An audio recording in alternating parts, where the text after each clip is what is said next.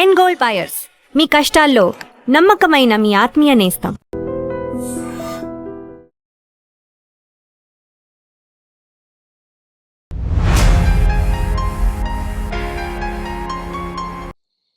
I dream media నిర్వహించే తెర వెనుక కథలు అనే కార్యక్రమానికి స్వాగతం. నా పేరు ప్రియదర్శన్. సో మనందరికీ సి నారాయణ రెడ్డి గారు అనగానే తెలుగు గేయ రచయితగా బాగా సుపరిచితుడు. కాకపోతే ఆయన గేయ రచయిత మాత్రమే కాదు, ఒక పాటల రచయిత మాత్రమే కాదు, ఆయన ఒక కవి.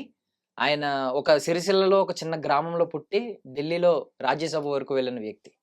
సో ఆయన జీవితం గురించి ఈరోజు మనం కొంచెం డీప్గా మాట్లాడుకుందాం. నాతో పాటు డైరెక్టర్ కనగాల జయకుమార్ గారు ఉన్నారు, మాట్లాడదాం. సార్ నమస్తే. నమస్తే. బాగున్నారా సార్? బాగున్నాను సార్, ఇప్పుడు ఆయన గురించి మాట్లాడితే ఫస్ట్ నారాయణ రిలీజ్ రెడ్డి అయిన గారు, పాట నన్ను దోచుకుంది నారాయణ రెడ్డి గారు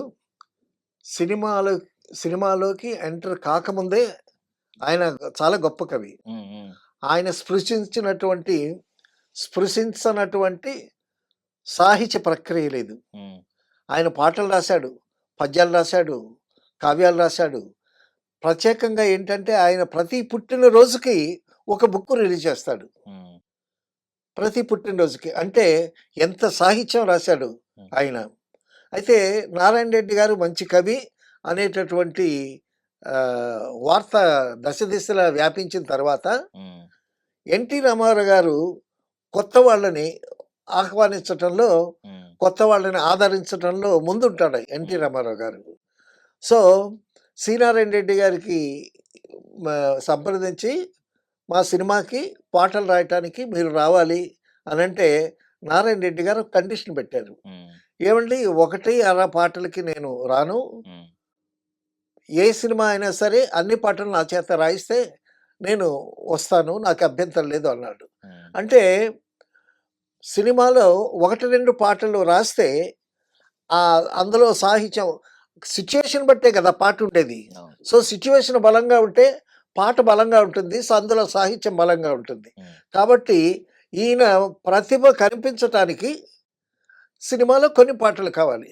అందుకోసమని నారాయణ రెడ్డి గారు ఆ విధంగా అనేసరికి సో పెద్ద మనసుతో ఎన్టీ రామారావు గారు అలాగే సినిమాలో పాటలన్నీ మీరే రాద్దరు కానీ రండి అని అంటే, అప్పుడు నారాయణ రెడ్డి గారు అప్పటికే ఇక్కడ ఉస్మానియా విశ్వవిద్యాలయంలో జాబ్ చేస్తున్నటువంటి నారాయణ రెడ్డి గారు సెలవు పెట్టి హైదరాబాద్ నుంచి మద్రాస్ ట్రైన్లో వెళ్ళారనమాట.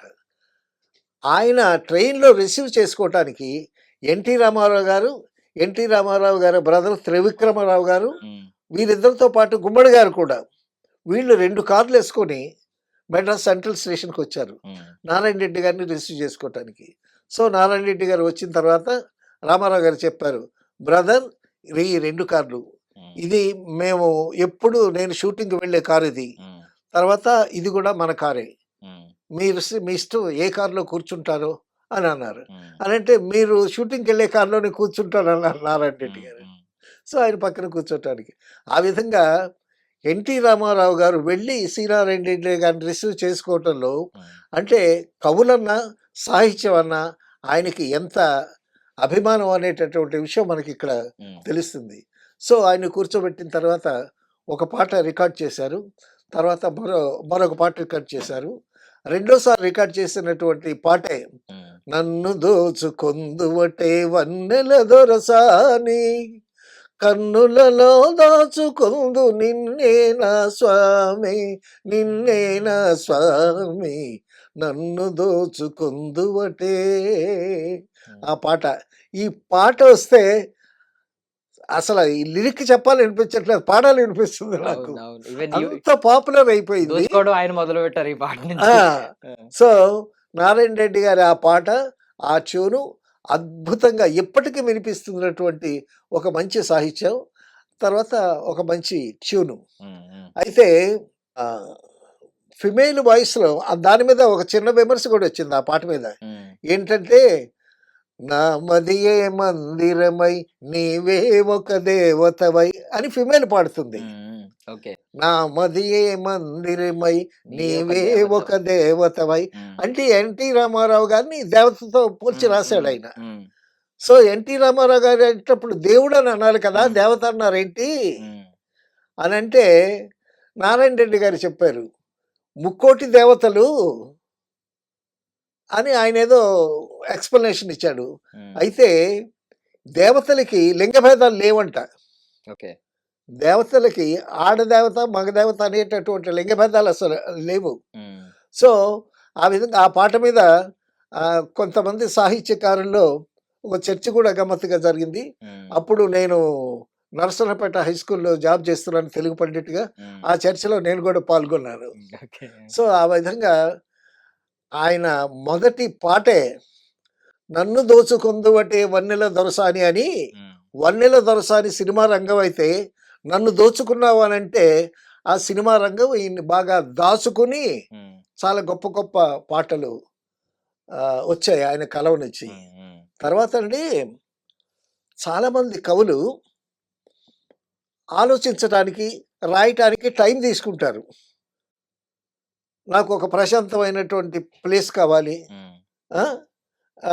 అక్కడ కూర్చొని ఆలోచిస్తూ రాస్తాను అని అంటారు. ఆత్రేయ గారు చాలా లేటుగా రాస్తారు. వేటూరి సుందరరామూర్తి గారైతే ఎక్కడెక్కడో తిరుగుతాడు, ఎక్కడెక్కడో కూర్చుంటాడు, ఏ పాట రాస్తాడు ఆయన అంత బిజీగా ఉండేటప్పుడు. అయితే నారాయణ రెడ్డి గారికి సిట్యుయేషన్ చెప్పంగానే చాలా తొందరగా పాట రాసేటటువంటి స్కిల్ నారాయణ రెడ్డి గారిది. అయితే డైరెక్టర్ చక్కగా ఎక్స్‌ప్లెయిన్ చేయాలి. ఆ సిట్యుయేషన్‌ని చక్కగా ఎక్స్‌ప్లెయిన్ చేయాలి. ఎన్ని అద్భుతమైనటువంటి సి. నారాయణ రెడ్డి గారిది ఒక శకం, ఆత్రేయ గారిది ఒక శకం, వేటూరి సుందరరామూర్తి గారి ఒక శకం. ఆ శకంలో నారాయణ రెడ్డి గారు జేబు నిండా రాసిన పాటలన్నీ పెట్టుకుని చాలా నిండుగా, చాలా అందంగా వచ్చేవాడు ఆయన. చాలా అందగాడు నారాయణ రెడ్డి గారు. మంచి ఉంగరాలు జుత్తు, మంచి వరిసెచ్చు, తెలుగు పంచెకట్టు, లాల్చి. ఆయన మాట చాలా చాలా మంచి గాయకుడు కూడా. ఆయన దూరదర్శన్‌లో ఆయన గజల్స్ పాడాడు. ఎంత అద్భుతంగా పాడాడండి. ఆయన గజల్స్‌లో మంచి సాహిత్యం, మంచి భావాలు చాలా అద్భుతంగా ఉన్నాయి. గజల్స్ విన్నవాళ్ళు ఎంజాయ్ చేస్తారు అవి. అసలు ఎలా సార్ ఎలా రెండిట్లకి పొంతన ఎలా కుదిరిందండి? తెలంగాణ మాండలికానికి, ఉర్దూ ఆ ట్యూనింగ్‌కి వాటికి వీటికి. అదే ఆశ్చర్యం. ఏంటంటే ఆయన చిన్నప్పుడు సిరిసిల్ల అనుకుంటా, కరీంనగర్ జిల్లా. ఉర్దూ మీడియం అక్కడ చదువుకున్నట్టున్నారు. అక్కడ చదువుకునేటప్పుడు ఒగ్గు కథలు, బుర్ర కథలు, హరికథలు బాగా విన్నాడాయన. ఆ కథలు చెప్పేవాళ్ళు, వాళ్ళ భాష బావుంటుంది. ఇప్పుడు హరికథ చెప్పే అతను అన్ని మాండలికాలకి సరిపోయేటట్టు చెప్తాడు హరికథ. అలాగే బుర్రకథ, ఒగ్గు కథ అంటే కొంచెం మాండలికం అదోలా ఉంటుంది. సో, చిన్నప్పటి నుంచి ఆ పాటలన్నీ విని, వాటిని ఆకళింపు చేసుకొని, ఈయన పాడుకుని, తర్వాత చదువుకున్నాడు. తర్వాత డిగ్రీ చేశాడు. తర్వాత ఎంఏ తెలుగు లిటరేచర్ చదువుకున్నాడు. భాష రాకుండా ఎందుకుంటదండి? చాలా అద్భుతంగా he came across so many walks of life సాహిత్యపరంగా. ఎంత అద్భుతమైనటువంటి పాటలు రాశాడంటే ఆయన. ఆయన రాసిన పాటల్లో నాకు చాలా ఇష్టమైనటువంటి గొప్ప పాట ఏంటంటే 'ఆత్మబంధువు' సినిమాలో ఎన్టీ రామారావు గారు సావిత్రి అండి. అయితే ఎన్టీ రామారావు గారికి చదువు రాదని అవమానిస్తారు. అవమానిస్తే ఏడుస్తాడు ఈయన. చాలా బాధపడుతుంటాడు. బాధపడుతుంటే సావిత్రి రామారావు గారిని ఓదారుస్తూ అన్నం కలిపి ముద్దలు పెడుతూ పాట పాడుతుందండి. ఎంత చక్కగా ఉంటుందంటే ఆ పెయిరు గాని, రామారావు గారు గాని, సావిత్రి గాని, వాళ్ళ అభినయం గాని, నారాయణ రెడ్డి గారు రాసినటువంటి ఆ పాట, చదువు రాని వాడవని దిగులు చెందకు, మనిషి మదిలోన మమత లేని చదువులెందుకు, చదువు రాని వాడవని దిగులు చెందకు.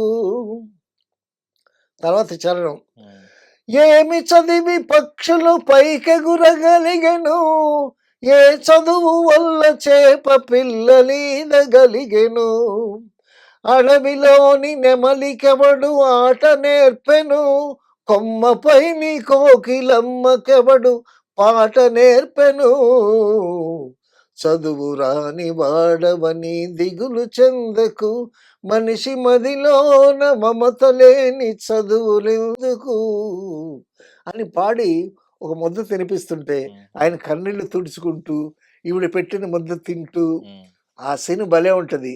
తర్వాత తెలివిలేని లేగదూడ పిలుచును అంబాయని, ఏ మెరుగని చంటి పాప ఏడ్చును అమ్మాయని, చదువులతో పని ఏమి హృదయమున్న చాలు, చదువులతో పని ఏమి హృదయమున్న చాలు, కాగితంపు పువ్వు కన్న గరిక పువ్వు మేలు, చదువు రాని వాడవని దిగులు చెందకు, మనిషి మదిలోన మమత లేని చదువులెందుకు, చదువు రాని వాడవని దిగులు చెందకు. ఆ సీను, వాళ్ళిద్దరు పెర్ఫార్మెన్స్, ఈ పాటలో సాహిత్యము భలే ఇష్టం నాకు. అందుకే అంత బాగా గుర్తుంది ఆ పాట మొత్తం పాడాను. సో ఇటువంటి పాటలు కొల్లలు కొల్లలు రాశాడు నారాయణ గారు. తర్వాత విశ్వనాథ్ గారి దగ్గర, మా గురువు గారు విశ్వనాథ్ గారు, ఆయన దగ్గర ఎన్ని మంచి పాటలు రాశాడు ఆయన. స్వాతి ముత్యంలో ఒక పాట ఉంటుందండి, లలబీ లాగా ఉంటుంది ఒక పాట. అమరశిల్పి జక్కనలు, ఈ నల్లని రాళ్లలో ఏ కన్నులు దాగిన అనేటటువంటి పాట ఆయన కర్పూర వసంతరాయలు ఆ బుక్లో రాసుకున్నటువంటి పాట అనుకుంటాను నేను. అది ఎప్పుడో రాసి పెట్టుకున్నాడు ఆయన. ఆ పాట అమరశిల్పి జక్కన్నలో పెట్టారు. ఆ సిచ్యువేషన్కి చక్కగా ఉంటుందని, చాలా బాగుంటుంది ఆ పాట, అమరశిల్పి జక్కన్లో పెట్టినటువంటి పాట. తర్వాత తాత మనవళ్ళు, అనుబంధం ఆత్మీయత అంతా ఒక బూటకము, అనుబంధం ఆత్మీయత అంతా ఒక బూటకం, ఆత్మతృప్తికై మనుషులు వాడుకొనే నాటకం అని ఎంత గొప్పగా చెప్పాడు. ఈ అనుబంధాలన్నీ, నాటకాలు ఇవన్నీ మన ఆత్మతృప్తి కోసం వేసుకునేటటువంటి బూటకం ఇదంతా అనేటటువంటి చాలా అద్భుతమైనటువంటి పాట. ఆ పాట పిక్చరైజేషను గర్భంగా ఉండేటటువంటి భావుకత చాలా గొప్పగా రాశాడు. పద్మశ్రీ వచ్చింది, పద్మభూషణ్ వచ్చింది, జ్ఞానపీఠ అవార్డు, సాహిత్యంలో అగ్రగణ్యులకు ఇచ్చేటటువంటి జ్ఞానపీఠ అవార్డు మన తెలుగు వాళ్ళలో ముగ్గురికి వచ్చింది. మొట్టమొదట విశ్వనాథ సత్యనారాయణ గారికి వచ్చింది, రెండోది నారాయణ రెడ్డి గారికి వచ్చింది, మూడోది రావూరి భరద్వాజ్ గారికి వచ్చింది. ఆ విధంగా మనం ఆ తెలుగు సాహిత్యం, తెలుగు కవులు, మనం గర్వించాల్సినటువంటి గొప్ప వాళ్ళలో మన సినిమా పాటలు రాసినటువంటి నారాయణ రెడ్డి గారు ఉన్నాడు. సినిమా పాటలే కాదు, ఆయన నవలలు రాశాడు, పాటలు రాశాడు, పద్యాలు రాశాడు. తర్వాత అండి,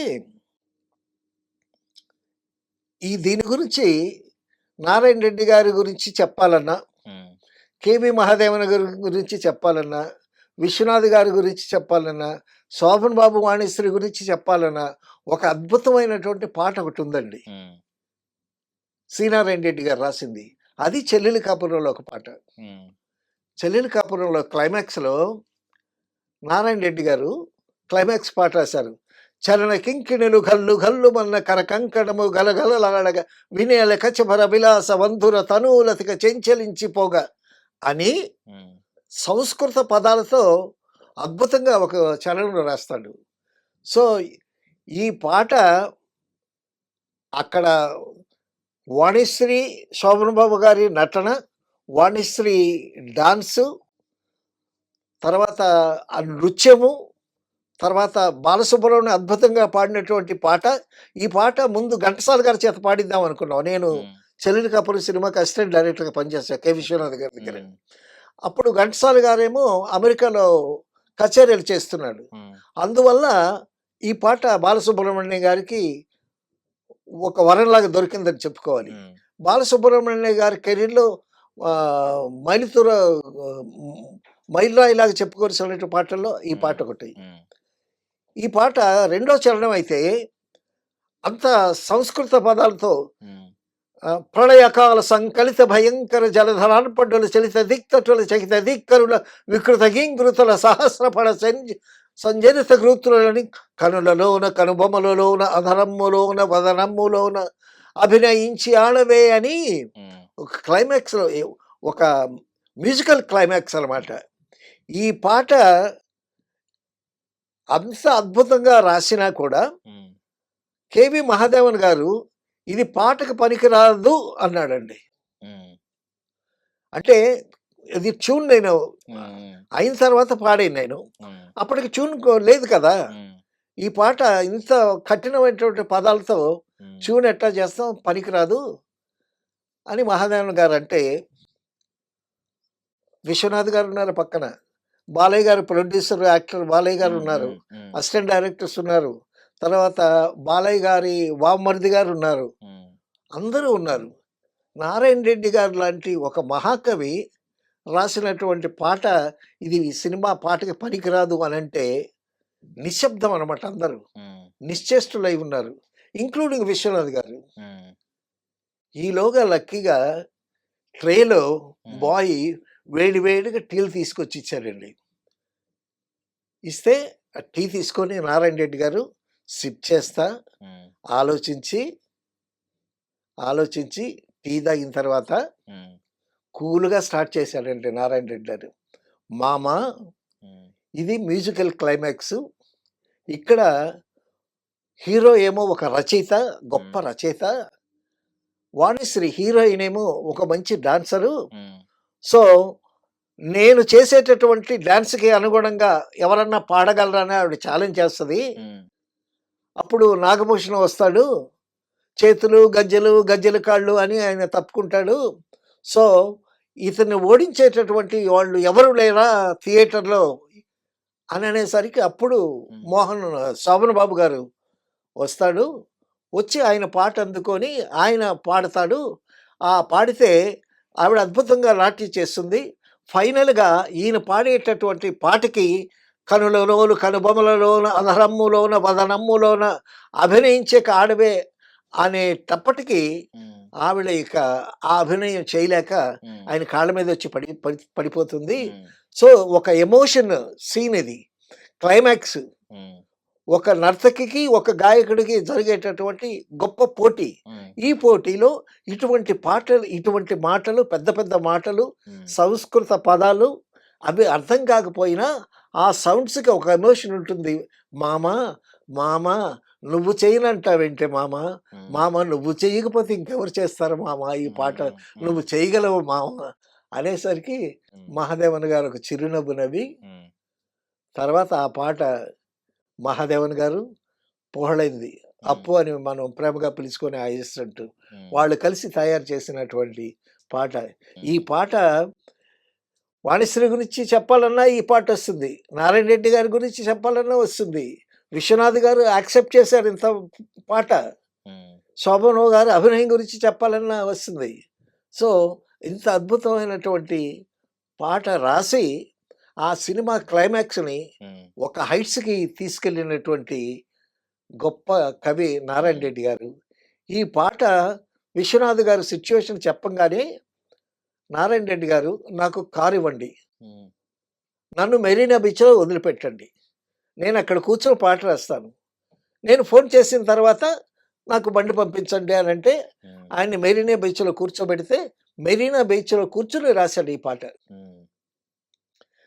అంటే ఒక మంచి ప్లేస్లో ఆయన ఒంటరిగా కూర్చుంటే డిస్టర్బెన్స్ ఉంటుంది కదా, కాబట్టి ఎదుటి సముద్రపు అలలు అదొక ఎమోషను, సముద్రపు అలల ఘోష అదొక మ్యూజిక్ కావచ్చు. సో ఆ విధంగా రాసి 1 గంటలో రాసేసాడంట పాట. రాసిన తర్వాత ఫోన్ చేస్తే కారు వస్తే ఆ పాట ఆ విధంగా ఈ పాట తాలూకా బ్యాక్గ్రౌండ్ స్టోరీ అంత అద్భుతంగా రాసినటువంటి పాట.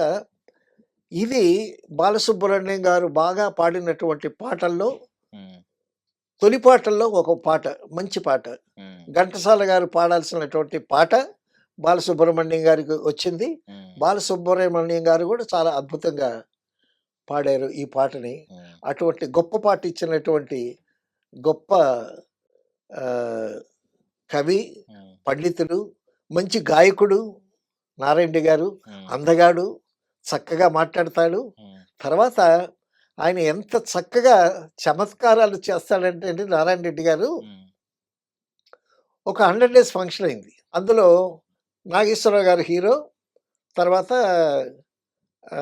జగ్గయ్య గారు ఉన్నారు. తర్వాత చాలామంది ఉన్నారు ఆ 100 డేస్ ఫంక్షన్‌లో. జగ్గయ్య గారి గురించి మాట్లాడాలి ఈయన ఉమ్, శ్రీనారాయణ రెడ్డి గారు. మైక్ ముందుకొచ్చి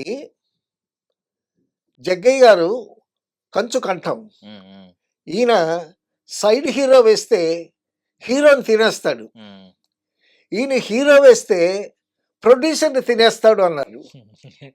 ఆ, అంటే జగ్గయ్య గారు హీరో వేసినటువంటి సినిమాలన్నీ దెబ్బతిన్నాయి. దొరుకుతుంది. అందుకోసం ఉమ్, ఈయన సైడ్ హీరో వేస్తే హీరోని తినేస్తాడు. ఉమ్, హీరో వేస్తే ప్రొడ్యూసర్‌ని తినేస్తాడు ఉమ్, ఉమ్, అని అంటే జగ్గయ్య గారు కూడా స్టేజ్ మీద తెగ నవ్వుకున్నారు. జరిగిన సత్యం కదా! ఉమ్, ఉమ్, ఆ చమత్కారం చూడండి. అంత చక్కగా మాట్లాడతాడాయన. ప్రతి నాగేశ్వరరావు గారు ఉండేటటువంటి ప్రతి ఫంక్షన్‌కి నారాయణ రెడ్డి గారిని కూడా ఉమ్, పిలుస్తారు. సభలో మంచి వక్త. తర్వాత చాలా బాగా పాడతాడాయన. ఉమ్, అసల ఆయన పాట రాసి ఏ మీటర్ రాశాడో ఆ మీటర్‌లో పాడి వినిపిస్తాడాయన. ఉమ్, ఆ వినిపించేటప్పుడు అది కొంత ఇన్స్పిరేషన్ అవుద్ది మ్యూజిక్ డైరెక్టర్‌కి. ఉమ్, ఆ రిథమ్ తీసుకొని, ఆ నడక తీసుకొని ఆయన శృంగారం పాటల్లో హ్మ్, ఆయన్ని మించినటువంటి రచయిత ఉండడండి. అంత అద్భుతంగా రాస్తాడు ఉమ్, డ్యూయెట్సు. సో, ఆ విధంగా చెప్పుకోవాలంటే ఎన్ని పాటలు ఆయనవి. అలాగా నారాయణ రెడ్డి గారు జ్ఞానపీఠ అవార్డు గ్రహీత. అంతకుముందు పద్మశ్రీ వచ్చింది. ఉమ్, తర్వాత పద్మభూషణ్ వచ్చింది. తర్వాత తెలుగు యూనివర్సిటీ వైస్ ఛాన్సలర్‌గా చేశాడు. రామారావు గారు వచ్చిన తర్వాత ఆయనకి మంచి ప్లేస్‌మెంట్ కూడా ఉమ్, ఇచ్చారు. ఉమ్, రామారావు గారికి చాలా ఇష్టమైనటువంటి ఉమ్. కవి. దాసరి నారాయణరావు గారితో చాలా హిట్లు ఉన్నాయి ఆయన చాలా దాసనారాయణ గారితో కూడా చాలా. ఉమ్, ఉమ్, దాసనారాయణ గారితో, ఉమ్, విశ్వనాథ్ గారితో, ఎన్టీ రామారావు గారి సినిమాలు, శోభనబాబు గారి సినిమాలు, కృష్ణ ఉమ్, ఎన్ని సినిమాలు. ఉమ్, నారాయణ రెడ్డి గారిది ఒక ఆయన సవ్యసాచి. నారాయణ రెడ్డి గారిని సవ్యసాచి అంటారు. ఉమ్, ఈ జేబులో నుంచి కొన్ని పాటలు తీస్తాడు, ఈ జేబులో నుంచి కొన్ని పాటలు తీస్తాడు. సో, ఆ విధంగా ఒక డికేడ్ ఉమ్, ఏలేశాడు నారాయణ రెడ్డి గారు. ఉమ్, సినారే ఆయన పెన్ నేము. ఉమ్. సరే ఎండ్ చేసే ముందు ఒక క్వశ్చన్ అడుగుతున్నాను. అంటే హ్మ్. పళ్ళున్న చెట్టుకే రాళ్ళ దెబ్బలు అంటారు కదా! ఆ! ఇలాగే ఈయన గురించి కూడా ఇండస్ట్రీకి ఈయనకి లవ్ హేట్ రిలేషన్‌షిప్ ఉంటది అని చెప్పి అంటా ఉంటారు. అంటే కొన్ని సార్లు ఈయన మీద ఈయన బికాస్ క్లాసికల్ టచ్ ఉన్న పాటల్లో ఈయన్ని ఇండస్ట్రీ ఖచ్చితంగా వాడుకుంది. అవునవును. బట్ కమర్షియల్ పాటలొచ్చేసరికి ఈయన్ని ఈయన్ని వాడుకునేది కాదు అనేది ఒక అభిప్రాయం. అంటే వేటూరి గారిని సంప్రదించేవారని ఆ టైంలో అంటే అండి, అనేది. ఇప్పుడు ఏమవుతుందంటే ఆత్రేయ గారికొచ్చేసరికి హ్మ్. సీనియర్ సముద్రాల గారు శకమైపోయింది. హ్మ్. తర్వాత ఆత్రేయ గారు, నారాయణ రెడ్డి గారు పాటలు బాగా రాస్తున్నారు. హ్మ్. తర్వాత వేటూరి సుందరరామూర్తి గారొచ్చారు. హ్మ్. వేటూరి సుందరరామూర్తి గారు వచ్చేసరికి నారాయణ రెడ్డి గారు, ఆత్రేయ గారు బాగా దున్నేశారు. ఓకే. హ్మ్. కొన్ని వేల పాటలు రాశాడు హ్మ్. నారాయణ రెడ్డి గారు. హ్మ్. సో, కవి చేత మ్యూజిక్ డైరెక్టర్ గాని, దర్శకుడు గాని ఆయన చేత ఎటువంటి పాట రాబట్టుకోవాలి అనేటటువంటిది హ్మ్. దర్శకుడి స్కిల్‌లో ఉంటుందన్నమాట. సో, ఆ పాట హిట్ అయిందా? లేపోతే ఆ పాట బాగలేదా? అనేటటువంటిది చాలా. ఇప్పుడు సాహిత్యం బాగున్నా, ట్యూన్ బాగోలేకపోవచ్చు. హ్మ్. సాహిత్యం బాగోలేకపోయినా మంచి ట్యూన్ అయితే హిట్ అయిన పాటలు కూడా ఉన్నాయి. There are so many factors. Hmm. ఒక పాట హిట్ అవ్వటానికి అన్ని ఫ్యాక్టర్స్ ఉంటాయి. పాడే గాయకుడు, హ్మ్. తర్వాత ఆ బ్యాక్‌గ్రౌండ్ మ్యూజిక్కు. ఒక పాట హిట్ అవ్వాలి అనంటే హ్మ్. రచయిత, గాయకుడు, మ్యూజిక్ డైరెక్టరు, దాన్ని టోటల్‌గా ప్లాన్ చేసినటువంటి దర్శకుడు, హ్మ్. ఇంతమంది సమిష్టి కృషి హ్మ్. జరుగుతుంది. ఆ కృషిలో కొన్ని అద్భుతాలు హ్మ్. వస్తాయి. అంటే దీంతో పాటుగా తోటి కవులు రచయితలే కొంతమంది ఈయన మీద లైక్ ఉర్దూ పదాలు ఎక్కువ వాడేస్తున్నారని చెప్పి అనడం, లేదంటే ఈ అవార్డుల విషయంలో కొంచెం లాబియింగ్, ఈయన కూడా గవర్నమెంట్ తో కలిసి లాబియింగ్ చేస్తున్నారు అని చెప్పి కొన్ని రూమర్స్ క్రియేట్ చేయడం, ఇలాంటివి చేసేవారు అని విన్నాను నేను. మీరే అన్నారు కదా, ఆ. కాయలున్న చెట్టుకే రాళ్ళు పడతాయని. ఆ, ఏమండి, ఆ, ఒకళ్ళు మీ గురించి మాట్లాడుకుంటున్నారు అంటే సో మీలో ప్రతిభ బయటకు వస్తుంది అనేటటువంటి లెక్క. ఉమ్, ఉమ్, ఇప్పుడు మనుదిన్న పాములకు పడినాడు గురించి మాట్లాడుకోరు కదా. ఉమ్, ఎవరన్నా పైకి ఎదుగుతూ ఉంటే డెఫినెట్గా వాళ్ళ మీద విమర్శలు ఉంటాయి, ఉమ్, నిచ్చెన నుంచి కాలు పట్టుకొని కిందకి లాగటాలు ఉంటాయి. సో ఇవన్నీ సహజం. ఇప్పుడు సమాజంలో రకరకాల ఉమ్, మనుషులు ఉంటాయి, చాలా ఉంటాయి. ఆయన ఎక్కువ పాటలు రాసేస్తున్నాడు అనుకునే వాళ్ళు ఉంటారు. ఉమ్, మరి ఎవరి ఇండస్ట్రీలో, ఎస్పెషల్లీ ఇండస్ట్రీలో టైం వస్తే టైం ఉండదండి. ఉమ్. టైం వస్తే టైం ఉండదు. అన్నం తినడానికి కూడా వాళ్ళకి టైం ఉండదు. ఉమ్, సో అటువంటప్పుడు పక్కనే విమర్శలు ఉంటాయి, శత్రువులు తయారవుతారు. ఆ విధంగా there will be so many um, factors. వీటన్నిటిని దాటుకొని సక్సెస్ఫుల్గా పైకి రావటం అనేటిది ఉమ్, చాలా గొప్ప విషయం. అటువంటి విషయాన్ని ఆ, అద్భుతంగా దాటుకుని ఎన్నో మెట్లెక్కినటువంటి ఉమ్, గొప్ప రచయిత, ఉమ్. కవి, పండితుడు, గాయకుడు, ఫైనల్గా జ్ఞానపీఠ అవార్డు గ్రహీత జ్ఞానపీఠ అవార్డు గ్రహీత. సింగిరెడ్డి ఉమ్. నారాయణ రెడ్డి గారు. సో సిరిసిల్లలో చిన్న గ్రామంలో పుట్టిన వ్యక్తి తర్వాత ఢిల్లీలో రాజ్యసభ వరకు వెళ్ళడం, అవును, దాని గురించి ఏమన్నా ఒక చిన్న మాట చెప్తారా సార్, ఆ జర్నీ గురించి? ఒక చిన్న గ్రామంలో పుట్టినటువంటి వ్యక్తి.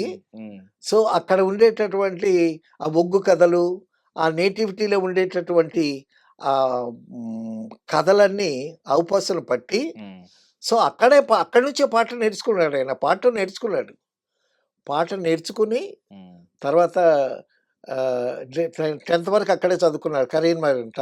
తర్వాత డిగ్రీ చేసి తర్వాత పీజీ తెలుగు లిటరేచర్లో పీజీ చేసి పిహెచ్డి చేసి మళ్ళీ పిహెచ్డి చేసి సో ఇంత స్టడీ చేశాడు, ఎంత చదువుకున్నాడు ఆయన. సో పిహెచ్డి చేశాడు అని అంటే చాలా గొప్ప విషయం. సాహిత్యాన్ని మధించాడు అనమాట. సో ఇంత మధించిన తర్వాత ఆయన్ని ఎన్టీ రామారావు గారు ఇన్వైట్ చేయటం చాలా గొప్ప విషయం. సో ఆ విధంగా వటుడు ఇంతకు ఇంత ఎదిగాడని, సో ఆ విధంగా ఎదిగినటువంటి వ్యక్తి తెలుగు యూనివర్సిటీకి వైస్ ఛాన్సలర్ గారు చేశాడు. జ్ఞానపీఠ అవార్డు వచ్చింది. ఇక అది అట్మోస్ట్ దానికన్నా మించింది ఇంకేం లేదు. సో ఆ విధంగా నారాయణ రెడ్డి గారు he walked in so many walks of life. అన్ని వైభవాలు చూసినటువంటి తర్వాత నారాయణ రెడ్డి గారిలో ఉన్న గొప్ప విషయం ఏంటంటే ఎవరి గురించి అయినా సరే ఒక మంచి మాట చెప్తాడు కానీ ఎవరి గురించి విమర్శ అంటూ ఉండదు. అది గొప్ప సంస్కారం. అది జన్మతా వచ్చినటువంటి సంస్కారం. ఆ విధంగా కూడా వ్యక్తిగా కూడా చాలా గొప్ప వ్యక్తి అని చెప్పుకోవచ్చు నారాయణ రెడ్డి గారి గురించి. Thank you sir, thank you so much for your valuable time. Thank you. And for more videos, Please subscribe to iDream. Please subscribe to iDream. Please subscribe iDream. And please subscribe to iDream. For more videos, subscribe to iDream. please like, share, and subscribe to the channel. Congratulations, iDream. Subscribe to iDream. Subscribe to iDream. So subscribe to iDream Media. iDream team andarki huge congratulations. Please subscribe iDream Media. Please subscribe to iDream. Subscribe iDream. Please subscribe to iDream. iDream అంటే నా కళల ఛానల్ను subscribe చేసుకున్న నోరు తిరుగుతలేదు, మీరైతే గంట గుర్తు కొట్టండి. For more such videos, please subscribe to iDream.